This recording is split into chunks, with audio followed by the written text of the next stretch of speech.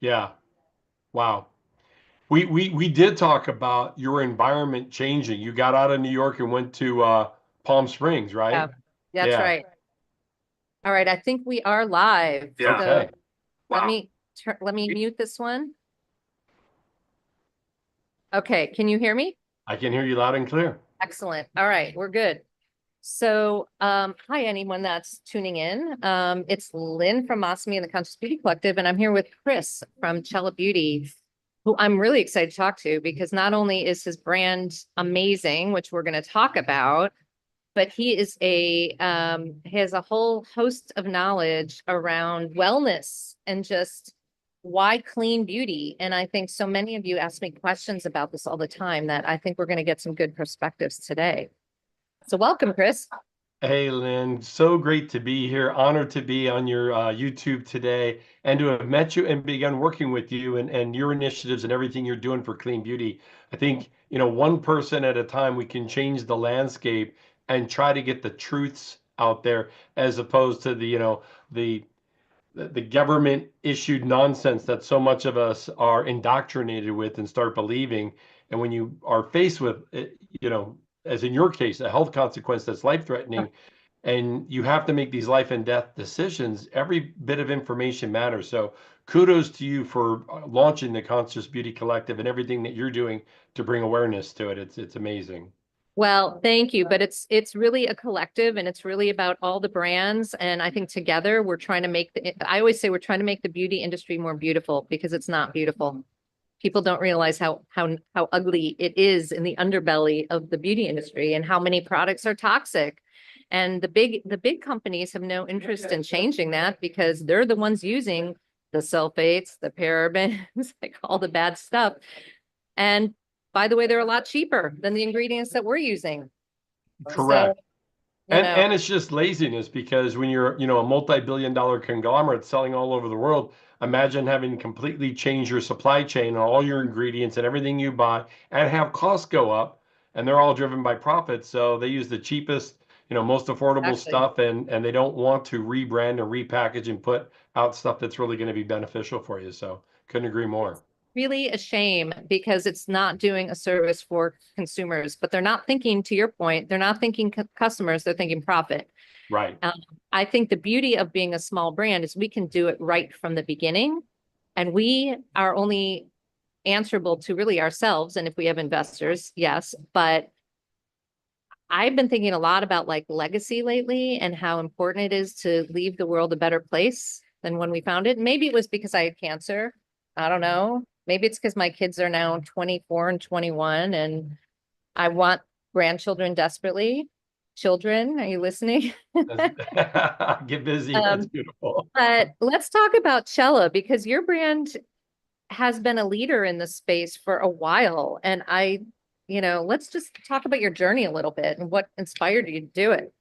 Oh, thank you, Lynn. Yeah, it's kind of a crazy journey. I'll go back to um I started in the third grade with this idea that I was going to play pro football. And Ah, I told my dad I'm going to play pro football. So here I am in third grade. I set this intention. I put a uniform on and I felt little kid thinking, magical thinking. I'm like Superman. I can't get hurt. I got pads and a helmet. And then boom, you get knocked down. You realize it's just pads and a helmet. But that moment of intention, that moment of transformation stuck with me. And then you start manifesting and saying, I can do this, I can do this, I can do this. And I don't know, 12 plus years later, I ended up with the good fortune of being the second pick in the draft and starting tight end for the Pittsburgh Steelers. But how do oh, you go wow. from that? Yeah, thank you. How do you go from Pittsburgh Steelers to cosmetics? Yeah. Definitely not a straight line. So I got hurt early in my career, which turned out to be a blessing. Had to Mm, retire, did real estate development, did corporate finance, did investment banking, and then just decided that I really wanted to build a brand because I'd helped others finance and build their brands and their dreams. So I went down that road and it landed me in cosmetics. But the question came to me is like, why did you found this company? When I told these two incredibly bright women who were consultants that I had hired, I kind of gave them the investment banking story and all the business reasons that I went into it. They just looked at me and smiled and laughed. And they said, that's not the real reason. And I'm like, well, I'm the guy who founded it. I should know. And they said, yeah, we don't think that's in alignment, that we think there's something there. They So didn't six believe months, you? what's that? They didn't believe you? They didn't believe me. It was a good story. Yeah. What really got uncovered was that 6 months into it, they realized and got to know me and my story. My parents got divorced when I was in the fourth grade. So right after I kind of made that declaration, I spent time living with my mom, living with my dad. And about halfway into that, there was a period of time I was living with my mom, single mom, two kids, two jobs, and it wasn't happening for her. And she decided right then and there that she was going to change things. So she set an intention. She transformed herself. She got some more education. She launched her own company 1973 when nobody was doing commercial real estate development, became a commercial real estate developer, and 10 years later retired and didn't have to work again. So the subconscious driver was I saw how she transformed herself. I saw how she did that through her intellect and her beauty and her dresses and her fashion and her sense. And people just always looked up to her in that regard. And so the subconscious driver was, how can I help people aspire and become their best version in themselves? And it's like with makeup, it's like a mask, it's a uniform. You remember the first time you put on makeup and you felt so beautiful? Well, Yeah. That's really interesting. So you're seeing beyond the physical product to this emotional transformation. yeah, that's what ended up happening. I didn't see it at first. They helped me kind of uncover because how do you go from investment corporate finance? Why did you pick cosmetics, Chris? Let's dig into the deeper reasons. And all of a sudden, it became more about what I wanted to help people feel. And I wanted them to feel empowered like I felt empowered when I was in the third grade, like I watched my mom get empowered. So then you realize when you take somebody down that journey and you can transform. I fill in your brows. I'm going to transform how you look and feel in 60 seconds. Yeah. Then you get to the point with or without the makeup, you realize that you've always been this beautiful person, that everything you need to create and become is already within you. And that's, to me, the highlight of being able to become self aware is that you become empowered, knowing that you don't have to look out externally, you have it internally. That's a beautiful thought. I'm writing it down. Um, Thank you. because it takes some people never figure that out. I mean, think Oh, about yeah. it, you know? And here we are. I'm 57. Um, I imagine you're not 20 anymore. You're probably maybe you're younger than me. I will confess I'm 64. Oh, well, you look really good for 64. But I Thank think, you. here we are and we're just figuring this stuff out. I feel like I'm learning all the time. It's crazy. Like my brain is still okay, maybe not as functioning as a 28-year-old, but kind of like in my head, I still feel really young. And so, but to learn and to grow and to kind of have these epiphanies is beautiful. And I think to be able to help people figure it out sooner, right? Yeah. That's so beautiful and so well put. I think, what I sensed about you from the moment I met you is that you have this growth mindset. And when you have a growth mindset, you never get old. The world is always fascinating. There's always more There's always discovery, more to more. There's learn. always more to figure out, right? Yeah. Yeah. And I Oh, think I don't even get me started on contact in the desert. Ooh, there that's a you whole go. rabbit hole. There you But go. I love anyway, it. but we'll go back to no, let's go back to your products. Why don't you show people what they look like because they're Sure. beautiful. Thanks. So this is our number one seller.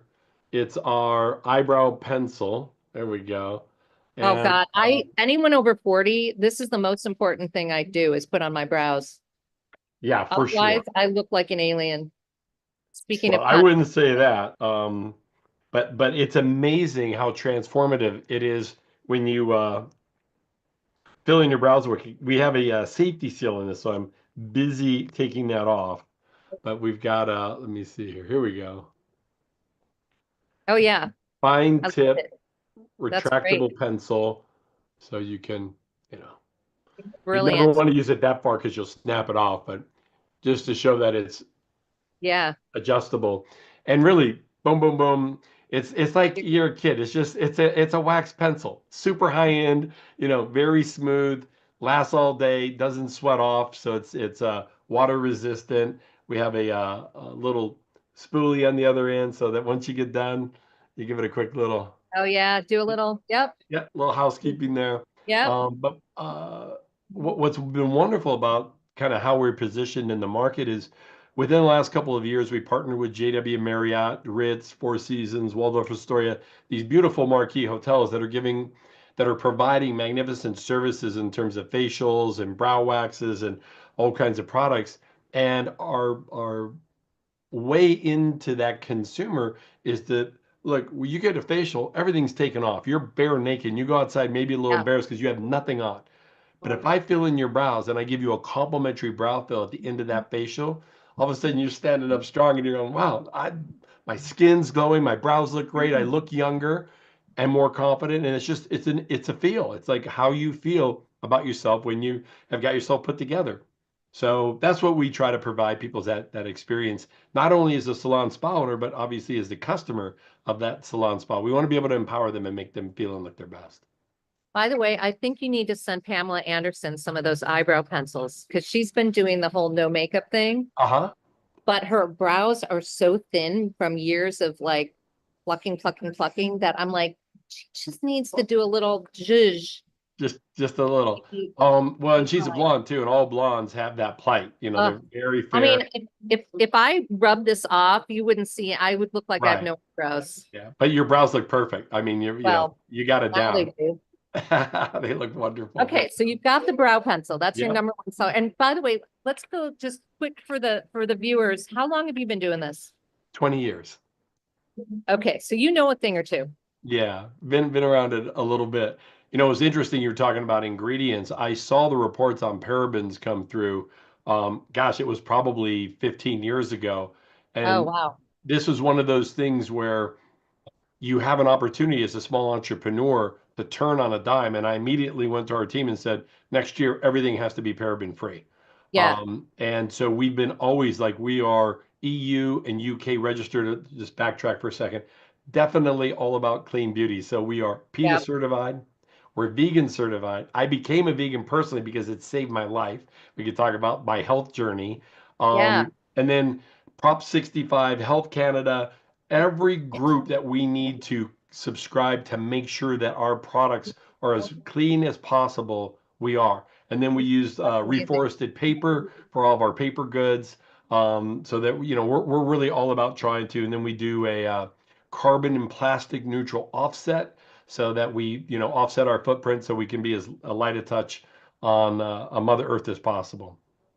Wow, you are definitely ahead of the curve because I feel like in the last couple of years since we launched our brand, we launched in 2020. Now it's like you really can't launch a brand, a small brand, and not have it be clean. A But hundred percent. but when you launch, you could like there were still brands launching that were not clean back Yeah. in 10 years ago or whatever. So in your opinion, what is the issue with parabens? Just to help educate some of our viewers. Um, the argument has been, as it relates to breast cancer and hormone disruptors, that Yeah, anytime you're interrupting your hormones, that's not a good thing. And right. so there have been some studies that say that they are, some studies that say that they aren't, but you got to look at who's paying for the study. Yeah, So I think that's been the big issue. And when you look at this, we have the most cancer-ridden, diabetes-ridden, disease-ridden society that we've ever had in the history of our country right now. And you look at the hormone disruptors that are, synthetic additives to our food, to our health, to our shampoos, to our skincare. These things that are cheap chemicals to make because they don't want to use, something that's more natural or organic because the shelf life isn't there, the stability is not there. or it's just more expensive, you know? Yeah, it's more expensive to formulate that way. I'm really up against it with the food industry. Red dye 40 is still a thing in this country. How it's Can you still believe that? able, yeah, And that's the thing that I don't really get, like Fruit Loops. right, Why are they not formulating the same way they have to in Europe? And they're right, giving like the US gets the fake products with the right. dyes because we will tolerate it. And then Europe, you can't have that. So I, the I price think of you're right, money. Lynn. I think it's all about the money. I mean, high fructose corn syrup is a hormone disruptor. That's absolutely the worst thing you could ingest. They don't allow it in Europe, but it's the same product over here can have high fructose corn syrup, but over there they won't allow it. It's They crazy. And it's also addictive. I feel like sugar oh is so addictive, and that is a big problem too, and also a cancer contributor. for So sure. one of the things that I think I told you before, but after my cancer, I started taking metformin, which is a diabetes drug, and it eliminates cancer in your system. And there's a whole secondary use of people like me that don't have diabetes, but we take it as a preventative so that the cancer at least eliminates one food source. Yeah, Dr. David Sinclair in his book Lifespan, he's a guy who studied anti-aging at Harvard and is considered probably one of the most foremost guys in the world, advocates for taking metformin for that reason. Oh, interesting. Yeah, I had a friend who's a nurse practitioner and she worked for an oncologist, and she had breast cancer the year before me. And she did all this research, and that was her conclusion: is you got to start taking this stuff. There's no downside, just take it. And I'm like, all right. And so Right. I don't know, my cancer hasn't come back. I had a very Yeah. aggressive, I had a very rare aggressive kind of cancer that's likely to come back.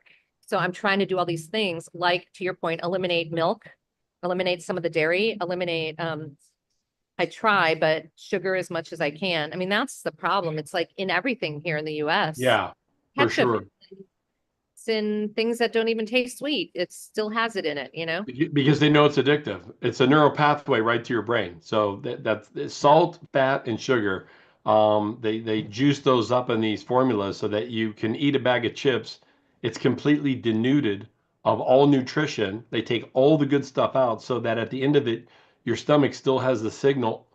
I'm not full. I'm hungry because there's been no nutrients delivered. So if they Yeah. actually left the ingredients in there, you'd get full and wouldn't need a second bag, but they want you to, so they take everything out. Kind of crazy. Oh, it's so frustrating. But back to beauty, because we have Yes. like so many things to solve in beauty. And I think one of the things that I'm constantly trying to do is tell people, if you are conscious about what you're putting in and on your body, that includes beauty too. It's not just your food. You have to also think about and be very mindful of what you're putting on your skin. And people tell me, oh, well, the shampoo just washes off. You're scrubbing it into your scalp Yeah. Your, multiple times a week. your skin's your biggest organ, so we gotta Yes, and your protect that. scalp is super absorbent. So, Yes. but makeup too. I mean, you're putting stuff on. You've got it on all day. It's sitting there. You know what I mean? It's like, why would you want anything on your face that's toxic? Yeah. You were asking about our products. So Yeah, our number one seller is the eyebrow pencil in this wax pencil with the mechanical pencil. Our number two is our eyebrow cream, which is also vegan certified, PETA certified, and that's more a product that you could wear swimming or in a hot sauna and it's not going anywhere. It's a 24 to 48 hour product. But our quick rising star is our mascara mm, because it's been dermatologically tested for non-irritation, and it's also a clean vegan certified formula. And I've heard so many complaints over the years about burning, scratchy, itchy, red eyes, either from the eye cream or from the mascara, because the mascara is sitting right on your lashes and it's going down where the follicle gets into the lash. And all of a yep. sudden you got, scratchy, itchy, red eyes. This is, I don't know, we've sold probably 50,000 of them. I have not had one complaint from a customer because the Wow. ingredient deck is so clean and so pure. So it doesn't give you these massive, huge tarantula leg eyelashes. But if you're looking for clean, vegan, a beautiful enhancement without being over the top, we've got the mascara for you. I love that. Sorry, it's a little bit of a party here, I guess. Yeah, no, you're coming in clear. Okay, good. Yeah, so I would trade off tarantula lashes for clean any day, because one of the side effects that I had from chemo, obviously my hair, but my lashes, I lost all my lashes. And not Wow. only did I lose all my lashes, but I had like cysts in Oh, here and here. And I ended up having to go to my eye doctor, and she did this laser treatment to get rid of all of them, because it was like, I think what wow. happened was these little glands just got clogged and Shut down. shut down from the chemo. And so I will only use clean mascara now Yeah. because the last thing I want is to have those kind of issues come back. And my lashes are so thin, I need it. It's like, Yeah. Makes so sense. anyway, Well, so Lynn, we were talking the last time about kind of your cancer journey, and I lost my mom to lung cancer, so that was 20 years ago, and I really brought me on this path of clean living and what I could do for yeah, myself and family and friends and people we love. And the research that I've read really suggests that about 75 to 80% of all cancers are environmental and I believe it. stress induced and related. So when you Yeah, think about, you were sharing with me your journey of the life that you were living in New York and the stress and all those things, and you realize that I had to change my environment. If you want yes, to change your life, you got to change your environment. You got to change your personal reality. So you change that by changing your location. And so when you think about this is, we go down this rabbit hole, but Bruce Lipton wrote a book called The Biology of Belief, where he has proven, and this was proven back in the 50s, that if you can change a cell by changing the environment that the cell is in. So that's the study of epigenetics, that really all the programming from a cellular basis happens on the outside of the cell by reading the environment. So that could be the toxins that you're eating, that could be the emotions that you're feeling. yeah, It's the environment that creates either a positive or negative experience for your cells. And if it's a negative one, then they start replicating down that negative path. And all of a sudden, you got a problem.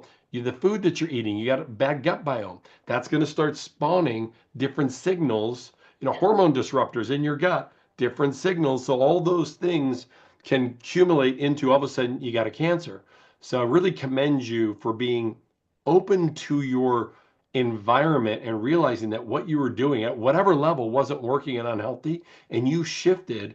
And obviously the treatments worked for you, but I think the treatments and a shift in environment, a change in that environment and changing your reality changed your life. And I think it saved your life. So please. yeah. I think you might be right about that. I think it's very hard for people that are a little type A like me. I mean, I was living in New York for 25 years and and I'm not, I'm from Chicago originally, but I became a New Yorker. I mean, Yeah. I'm here. Like, get out of my way. You turn into that when you're here. And it's very easy to get sucked into that kind of always on, have to be super busy, super productive. And I've been really forcing myself to be much more mindful around my priorities in my life. And that meant changing my environment, but also trying to be more forgiving to myself in terms of Yeah. how I spend my time, because it's also as an entrepreneur, and you know this, there are days when you are like, what am I doing? Like, I Right. want to just I want to stop. I just want to give up. I want to just shutter the business because it's just so hard. And then there are days like I was at Clara Med Spa yesterday. I was getting a little spa time, and this customer comes in, and it turns out that she is a heavy user of my products. And Clara said, Lynn's here. She's the founder. And this woman comes in and her hair looked amazing. She was glowing, glowing, glowing. She could not stop talking about how great my products are. And I'm like, you made my day. So days like Yeah. that, I'm like, That's I'm, so beautiful. but it's tough. I mean, it's very tough. But I do think I always try to say to founders, and maybe you can give some advice to founders too, but I always try to tell people, don't be so hard on yourself. Do you know what I mean? And at the end of the day, if you make the decision that the business isn't working and you decide to go in a different direction, so it's fine.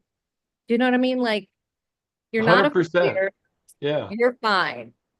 Yeah, I think, you're hitting the nail on the head with those insights, Lynn, because I think it comes as an entrepreneur, there's two aspects of it. It's what are you doing holistically to take care of yourself? And Yeah. and look, I wasn't until I was in my mid 50s, so we're talking about 10 years ago, that I kind of made the decision everything else was going to be after this happened, after that happened, after this happened. I'm like, I'm going to be dead by the time all this Yeah, happens. exactly. I need to start You're doing right. this life now. So I dove deep into meditation, deep into yoga, deep into restructuring my day. So the beginning of the morning is all about, you call that me time. It's really about honoring yourself and taking care of yourself. And that's the best de-stressor in the world. And then from a business perspective is whatever is meant to be is meant to be. I mean, if it works, it will work. If it doesn't, then you have to iterate and shift and pivot and find something else that does work, or you have to stop. Yeah, I would say that, most people that are successful will tell you they've had that moment in the darkness where they realized that the only way they got through it was just pure perseverance and belief.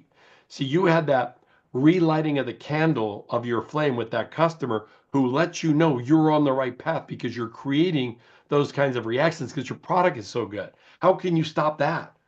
I I know. mean, And it'd be another thing if she met you and said, "This is the worst product I've ever yeah, used. like This this is sucks." terrible. You're like, "Oh my God." No, but you're right. It's like those little reinforcements kind of do kind of give you a little bit of like, okay, like I don't think our customers think about what an impact they have on us as entrepreneurs, good and bad. Sure. And it really can make or break you mentally. So you do have to have a lot of resilience. You have to also not take things personally. You just have to let it roll off. If you have a bad day, you kind of just let it go. Yeah. So do you have, now, while we're on the topic, I'm sure you do, like if you're going to give some advice to a struggling beauty founder, what would it be? What would your top two or three things? It's a great question. I think first and foremost is, are you fulfilling a need that your customers need your solution? Yes. Um, and in your case, it's pretty easy. If people are putting toxic shampoos on their head and they need a clean variant of that, that's pretty easy.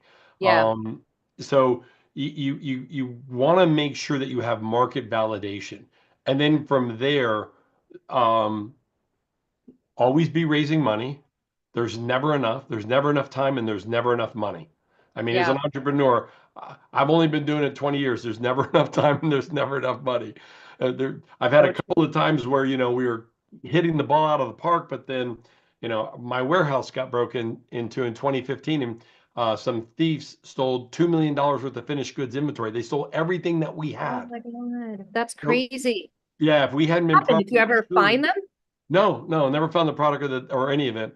Had we not been insured, not only for loss of product, but loss of income, and that's one that most entrepreneurs don't have, then we would have been completely out of business. There'd have been no recovery. And then we recover, and then COVID happens. And then, Yeah. we're selling in spas and salons, and you know what COVID was like. It was a disaster. Yeah. So you're just, you can never predict what's going to happen. So you got to be flexible enough to realize that you're going to have to roll with it. But it's hard to roll with it if your customers aren't happy and you're not fulfilling a need. So that's the first thing.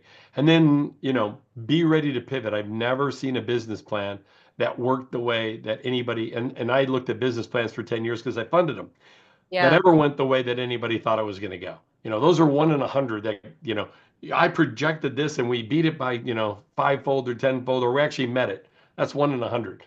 Everybody else is they're running into brick walls and they're having to pivot right or pivot left and figure out how to get over the wall. So, yeah, I think those would be the things that I would Those share. are really good tips. Very insightful and very true. And I think pivoting, I had to pivot immediately when we launched because it was COVID. And then again when I had cancer. And it was and it's I like to have a plan. I'm not somebody who's like on the fly so much. Right. So I had to kind of force myself to take a step back and it's going to be okay. And we're going to rethink this and not freak out. And I actually think like I'm much more zen now because of these things that we've gone through. And so it is a little bit of just embrace it. Don't resist it so much. Can't Yeah. change stuff anyway. It is what it is. But we've been talking for a while. It's super interesting, and I think we could talk all night. But let's just kind of like wrap it up with a little bit of what's next for you and Chella. Like I'd love to hear what you're up to and what you're planning for the year. Thank you, Lynn. Yeah, no, I appreciate it. I think we got a couple of really big initiatives. We've been working on a vegan PETA Clean certified product that is going to be um, a tinted brow gel with organic fibers in it because, for that crowd that's, starting to really Yeah. get thin and they want a more natural look. But they're not happy with a cream or a pencil. They really love a tinted brow gel. So we're hoping to bring that to market in the fourth quarter. The other thing is, and this really is kind of our B2B strategy. There's 3.5 million licensed estheticians out there in the US right now operating. And most of them are exceptionally good at doing their services. And the vast majority of them could use some improvement on how they retail and sell product.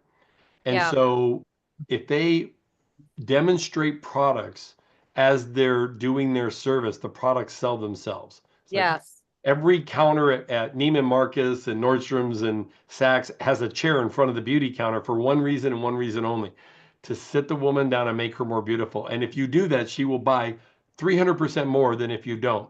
So as we try to help these young entrepreneurs, 3.5 million of them that are booth renters that have their own businesses be more successful, you've already got your 100 customers. How can you help them look and feel their best? So make them feel good about the service you're providing, the demonstration you're providing, so that they want to buy what you're demonstrating. So now you're making them feel good, but now you're also increasing your bottom line so you can, take care of your family better. So we're working with Salon HQ. We're actually going to be launching at the American Beauty Show next weekend in Oh, cool. Chicago, your old Yeah. hometown. And so we'll be presenting that in front of 25,000 folks. Here's how you can use this app and be able to buy all your products. So if you're a professional, you don't have to go to Cosmoprof. You don't have to go to, someplace out. They'll just ship right to your door. Better yet, if you're a professional and Lynn shows up in your chair and you've done her hair and now you've given her a complimentary brow fill and she's, I have to have that cello taupe pencil. You can open up your app, hit the cello taupe pencil and ship it right to you, Lynn, to your home Oh, address. so good. You don't have to inventory anything Yeah. as the business owner, and it goes right to your door, and the professional gets paid their commission for making that happen. So smart. I Yeah. love it. So we're That's, trying to kind of, get on the cutting edge of some of that in terms of how we interact yeah. with customers. I just think it's just so much more about how you have to go where customers are and they want convenience. So it's like you do have to solve that. And by the way, Who? this is the first year I'm not going to America's Beauty Show. I've gone for like Wow. 3 or 4 years. So Yeah. unfortunately, I'd love to see you guys, but Yeah, for sure. So when you think about it, how many times does your average customer visit their salon spa? Huh? yeah, I mean, depends, right? If you have hair like mine, you're there every 4 to 6 weeks. Yeah. I think the national average is somewhere between 8 to 10. So to Yeah, your that point, sounds right. Yeah. your professional is seeing you more than anybody else in your life other than your My God, family, that's so true. right? Wow. That's the way to get. Oh, So that's the that's business so side of it. On the fascinating. personal side, you Yeah. talked about being more zen. For Yes. me, it's all about being able to be meditative and project out how I want my future life to be. So that's very anybody who's interested, follow Joe Dispenza. He's got a book called Becoming Supernatural. If you read that book and it doesn't change your life, please call me, email me. I want to talk with you. I'll It is an read absolute that game book. changer. I wrote down all of the books that I'll put them in the notes in the YouTube as well, but these are great recos and I'm going to get them all. And then You'll we will, love them. I'm so excited, Lynn. maybe we'll start a CBC book club, right? Yeah, yeah, Like that'd be great. Chris, Or we just have this chat once a month. or we just have this chat once a month, but it's really interesting. And I'm definitely going to check those out because like I said, growth mindset, always learning, Yeah. never too old to learn, stay curious, all that good stuff. But this has been awesome. Thank you so much for joining. And yeah, we'll do it again next month after I've read the book. I would love to do that, Lynn. It's been such a pleasure to meet you and just know the ripple effect of what you do and share out with your collective is touching so many more people than you think and know. And it's really beautiful work and commend you for that. Oh, thank you. I hope so. It's like we're just building blocks. It's like Yeah. foundation, just trying to get it all going. But thank you, and we will talk again